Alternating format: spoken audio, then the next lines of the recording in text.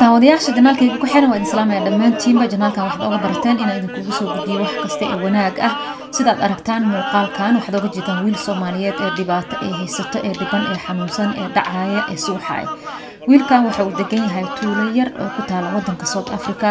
waa uu ila soo xiriiray waxaanu iga codsaday in bulshada Soomaaliyeed aan u bandhigo dhibaatada haysato si loo caawiyo wiilkan wuxuu u baahan yahay caawinaad cid kasta ee ka qayb qaadan karto ee Ilaahay subhanahu wa ta'ala wax si inay caawiyaan sidoo kale inaad u soo duceysaan Ilaahay subhanahu wa ta'ala u baridaan inuu xanuunka Ilaahay ka dulqaado telefoonkiisa sida aragtaan halka kore ayaan ku soo qoray qofkii doonaya inuu caawiyo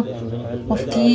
agoodi kara Ilaahay subhanahu wa ta'ala wax siiyay please ninkan wiilka hala caawiyo telefoonkiisa la xiriira hadaa rabtaan cid u dira dadka South Africa jooga ah taqaanaan insha Allah wiilkan hala caawiyo waliba gaar ahaan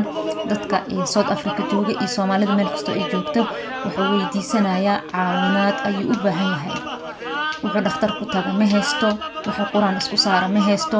dad ayaa caawiyo oo aan waliba Soomaali ahayn sidoo ii sheegay waxaan insha Allah idinka rajaynayaa inaad caawinaad u fidisaan iyo qof walba wixii uu agoodi karo aad u mahadsantiin assalaamu calaykum waraxmatullaahi wabarakaatuh